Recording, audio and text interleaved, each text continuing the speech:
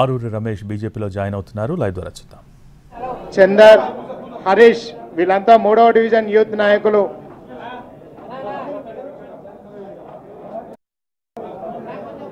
చకిలం రాజేశ్వరరావు గారు market director Atmakur. రాజా మహేందర్ గారు నాయకులు. యాలాద్రి గారు ఎక్స్ ఎంపీటీసీ. మధు గారు పర్వతగిరి యూత్ నాయకులు. కృష్ణమూర్తి గారు నాయకులు వనమాల కనపర్తి. గోపగాని రాజు గారు ఆత్మకూర్ డైరెక్టర్ కొంకపాక.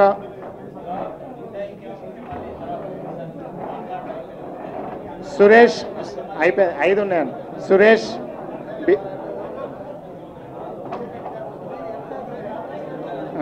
సురేష్ గారు, బాలరాజు గారు దేవస్థాన కమిటీ గోపనపల్లి. అర్చన మహిళా నాయకురాలు 43వ డివిజన్. శోభ గ్రామ మహిళా అధ్యక్షురాలు ఎల్లాపూర్. రాజు ఎనుమాల మాజీ గ్రామ అర్చన గారు మహిళా నాయకురాలు 43వ డివిజన్. శ్రీనివాస్ నాయకులు.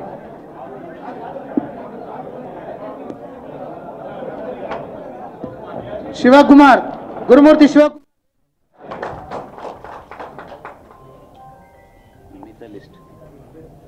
రవి మిగతా లిస్ట్.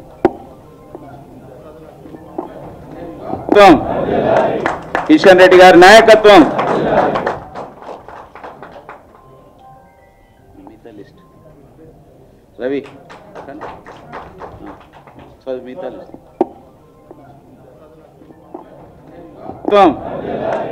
కిషన్ రెడ్డి గారి నాయకత్వం.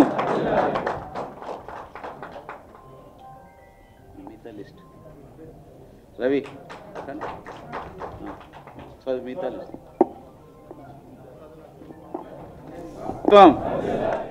కిషన్ రెడ్డి. ప్రస్తుతం బీఆర్ఎస్ పార్టీకి రాజీనామా చేసిన ఆరూరి రమేష్ ఈరోజు కిషన్ రెడ్డి సమక్షంలో బీజేపీలో చేరుతూ ఉన్నారు. వరంగల్ నుంచి ఆయన ఎంపీ టికెట్ను ఆశిస్తూ ఉన్నారు. నిన్న బీఆర్ఎస్కు ఆరూరి రమేష్ రాజీనామా చేశారు. వరంగల్ ఎంపీ టికెట్ను ఆశిస్తూ ఉన్నారు ఆరూరి రమేష్. ఈ నేపథ్యంలో ఆయన కిషన్ రెడ్డి సమక్షంలో బీజేపీలోకి జాయిన్ అయ్యారు. పార్టీ కండువా కప్పి బీజేపీలోకి ఆహ్వానించారు కిషన్ రెడ్డి.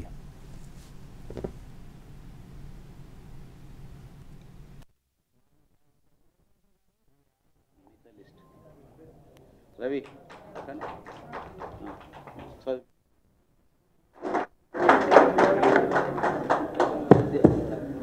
జై భారత్, జై మోడీ, భారత్ మాతాకి. ఈరోజు వర్ధన్నపేట నియోజకవర్గ శాసనసభ్యునిగా నియోజకవర్గ ప్రజల ఆశీర్వాదంతో 2 పర్యాయాలు ప్రజలకు సేవలు అందించి మరి జిల్లా అధ్యక్షునిగా పనిచేసి మరి ఉద్యమ సమయంలో తెలంగాణ రాష్ట్ర ఏర్పాటు కోసం మరి టీఆర్ఎస్ పార్టీలో చేరి మరి కేసీఆర్ గారి నాయకత్వంలో తెలంగాణ సాధించుకున్న తర్వాత 2 పర్యాయాలు ఆ నియోజకవర్గ ప్రజలకు సేవ చేశాం. మరి ఈరోజు దేశ భద్రత కోసం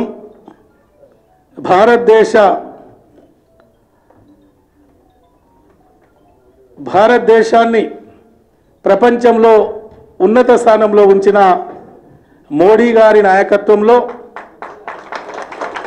మరి బీజేపీలో చేరాలి అని, ఈ భారతదేశాన్ని